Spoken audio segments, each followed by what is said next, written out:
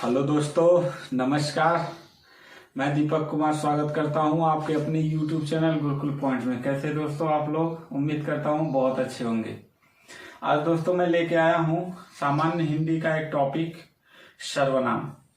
सामान्य हिंदी के इस टॉपिक में एक प्लेलिस्ट बना हुआ है जिस प्लेलिस्ट का नाम है सामान्य हिंदी सीजन 2। वहां पे मैं बिल्कुल चैप्टर वाइज पढ़ा रहा हूँ, यानी कोई एक चैप्टर ले रहा हूँ तो उसको पूरा कंप्लीट कर दे रहा हूँ, ठीक है। जिसमें मैंने पूरा वर्णमाला समाप्त कर दिया है, जिसमें मैंने संधि समाप्त कर दिया है, स्वर संधि पूरा कंप्लीट कर दिया है।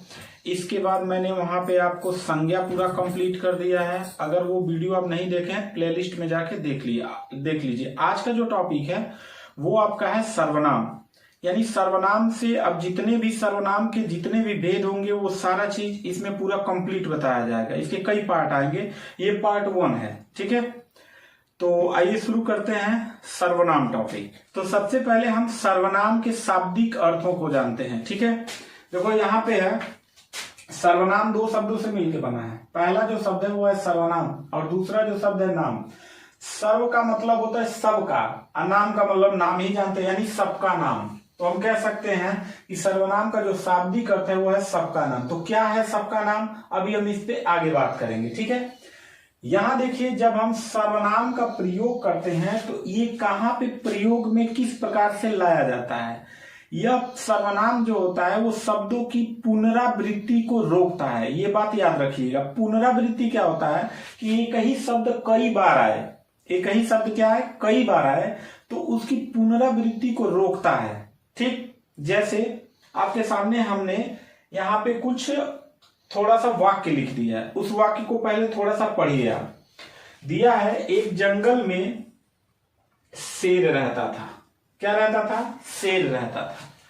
शेर बहुत मोटा तगड़ा था। देखो अब यहां पे भी शेर आ गया। शेर बहुत मोटा तगड़ा था, किंतु जब भी शेर शिकार करने निकलता, फिर एक शेर आ गया, तो शेर को कोई शिकार नहीं मिलता था, ठीक। फिर कह रहा है, शेर हर बार निराश, देखो फिर यहां शेर आया, होकर लौट आता था। यानी हमने देखा कि इस वाक्य में 1 2 3 4 5, यानी इस पूरे वाक्य में 5 बार एक ही शब्द आया। कौन सा? शेर। इस शेर की क्या हो रही है बाबू? पुनरावृत्ति हो रही है। क्या हो रही है? पुनरावृत्ति हो रही है। क्या हो रही है? पुनरावृत्ति हो रही, बार बार आ रहा।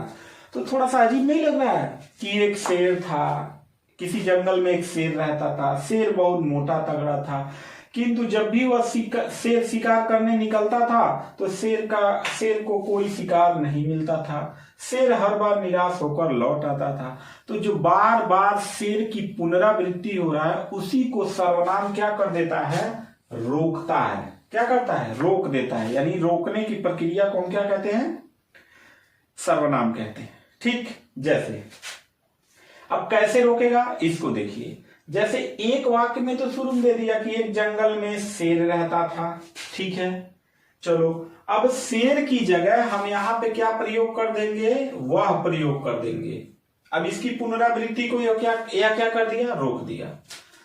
वह शेर बहुत मोटा तगड़ा था, किंतु जब भी शेर की जगह क्या हो जाएगा? वह शिकार करने निकलता तो शेर को, अब देखो शेर को नहीं करेंगे हम, यहां पे कह देंगे उसको। क्या कर देंगे? उसको, ठीक। कोई शिकार नहीं मिलता था। अब यहां शेर पे हम फिर क्या कह देंगे? वह कह देंगे। वह हर बार निराश होकर लौट आता था। अब मुझे लगता है कि आपको यह बात पूरा क्लियर हो गया होगा, ठीक है। यानी कि यह क्या कर रहा है? एक बार तो शेर ठीक है लिख दिया, लेकिन बार बार शेर कह रहे हैं तो अच्छा नहीं वाक्य लग रहा है, इसलिए उसको रोक दे रहा है, पुनरावृत्ति को रोक दे रहा है और उसके जगह कोई शब्द प्रयोग में ला रहा है, और उन्हीं शब्दों को हम कहते हैं सर्वनाम। जैसे अब परिभाषा इसका समझिए, अब ज्यादा आपको समझ में आएगा। जो शब्द संज्ञा के स्थान पर प्रयोग किए जाते हैं उन्हें सर्वनाम कहते हैं। अब देखो इसमें संज्ञा कौन था? शेर ही तो संज्ञा है ना। तो इस संज्ञा के स्थान पर जो जो शब्द प्रयोग किए जाते हैं वो सब के सब क्या होते हैं, सर्वनाम होते हैं। बात समझ में आया? जैसे मैं, तुम, आप, यह, वह इत्यादि। या अब हम लोग देखेंगे कि सर्वनाम का वर्गीकरण क्या है, किस आधार पे सर्वनाम को बांटा गया है, भेद बनाया गया है, ठीक है, उसके बारे में हम लोग जानते हैं। तो याद रखिएगा, आपसे सर्वनाम का भेद पूछ दे, प्रकार पूछ दे, ठीक है, वर्गीकरण पूछ दे, तो तीनों का मतलब यही होता है कि संज्ञा के कितने, संज्ञा कह रहे हैं कि सर्वनाम के कितने भेद होते हैं, इसका मतलब यही होता है। वर्गीकरण पूछ दे, प्रकार पूछ दे, भेद पूछ दे। तो देखो सर्वनाम के जो भेद बताए गए हैं वो मूल रूप से दो प्रकार के बताए गए हैं। एक बताया गया है रूप या उत्पत्ति के आधार पर, और दूसरा बताया गया प्रयोग या व्याकरण के आधार पे, ठीक है। तो पूछेगा कि सर्वनाम के कितने भेद हैं, तो दो भेद हैं। तो दो भेद में जो पहला भेद है वो है आपका रूप एवं उत्पत्ति के आधार पे, और दूसरा जो भेद है बाबू वो है आपके प्रयोग या व्याकरण के आधार पे। अब इस रूप या उत्पत्ति के आधार पर व्याकरण के रूप या उत्पत्ति के आधार पर सर्वनाम के दो भेद बताए गए हैं, एक पहला और एक दूसरा। यानी पहला जो है उसे हम कहते हैं मौलिक या मूल सर्वनाम। याद रखिएगा, मूल सर्वनाम क्या है, अभी मैंने पहले भी बताया कि मूल जो सर्वनाम की संख्या है वो बाबू 11 है, ठीक है। मूल कह लीजिए या मौलिक कह लीजिए, दोनों का मतलब एक ही है, यानी यही मूल शब्द है। इसी से बहुत सारे शब्द बनते हैं सर्वनाम के, ठीक है। तो पूछेगा कि मूल सर्वनाम या मौलिक सर्वनाम की संख्या कितनी है, 11 है। 11 का नाम रट के याद कर लीजिएगा। देखिए यहां दिया है मैं, तू को तुम भी कह सकते हैं, आप, यह, वह, जो, सो, कौन, क्या, कोई एवं कुछ। यानी देखिए 1 2 3 4 5 6 7 8 9 10 और 11, यानी मूल या मौलिक सर्वनाम की संख्या कितनी हो जाएगी बाबू, 11 हो जाएगी, ठीक है। यहां से क्वेश्चन और बनता है, ये जो आपका आप दिया है मूल सर्वनाम में, यह आपका कहलाता है बहुवचन में इसकी गिनती की जाती है। किसमें, बहुवचन में। बाकी टोटल का टोटल जो 10 बच रहा है इसको एक वचन में गिनती किया जाता है। तो इसको भी याद कर लेंगे। कभी कभी ये पूछ देता है कि मूल सर्वनाम में कौन सा बहुवचन सर्वनाम है, मौलिक सर्वनाम में। तो आप जो है वो मौलिक सर्वनाम में या मूल सर्वनाम में यह बहुवचन के रूप में होता है हमेशा, और बाकी जितने 10 बचे हैं वो टोटल के टोटल एक वचन में गिनती होता है, ठीक है।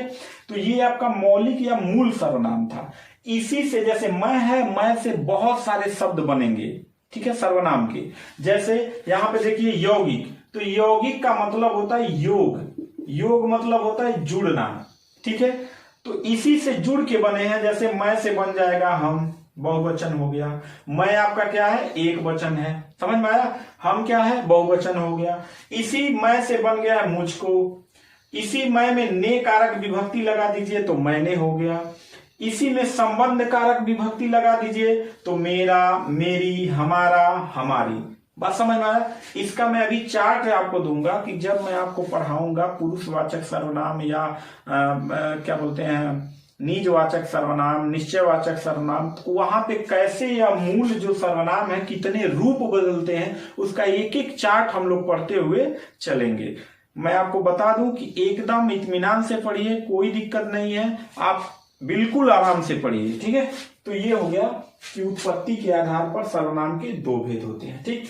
अब दूसरे भेद पे आते हैं, प्रयोग या व्याकरण के आधार पर। अब देखो यही आपके एग्जाम में आपसे क्वेश्चन पूछा जाता है, यहीं से क्वेश्चन आपके आते हैं, लेकिन इसको भी समझना आपको बहुत जरूरी होता है।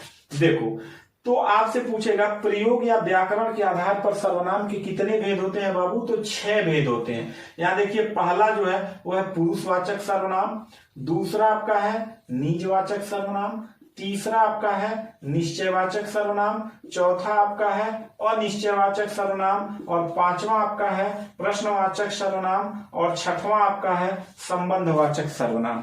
समझ में आया। तो ये कुल कितने हो गए, 6 प्रकार के हो गए, 1 2 3 4 5 6। तो जब पूछेगा कि प्रयोग या व्याकरण के आधार पर सर्वनाम के कितने भेद होते हैं, तो बाबू 6 प्रकार के होते हैं। समझ में आ गया। तो ये था सर्वनाम के भेद।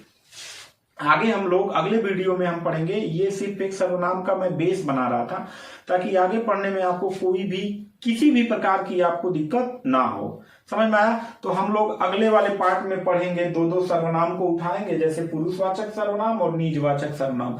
और हम लोग देखेंगे कि अगर पुरुषवाचक सर्वनाम पढ़ रहे हैं तो यहाँ पे मूल सर्वनाम जो पुरुषवाचक के कितने आएंगे, जैसे ये है ना, ये जितने 11 हैं, ये टोटल 11 यहाँ पे आएंगे। हो सकता है इसमें 3 हो, 2 हो, 4 हो, 1 हो, 2 हो, इसी प्रकार से 11 आएंगे। और 11 में से जैसे पुरुषवाचक सर्वनाम में कितने आएंगे, तो आप देखेंगे कि मैं के कितने रूप बदलते, एक वचन में, बहुवचन में, कारक विभक्ति में। समझ में आया। कोई भी डाउट आपके दिमाग में नहीं रहेगा, इस बात की हम आपको ये भरोसा दिलाते हैं। ठीक है, तो मिलते हैं नेक्स्ट वीडियो में। तब तक के लिए थैंक यू, धन्यवाद।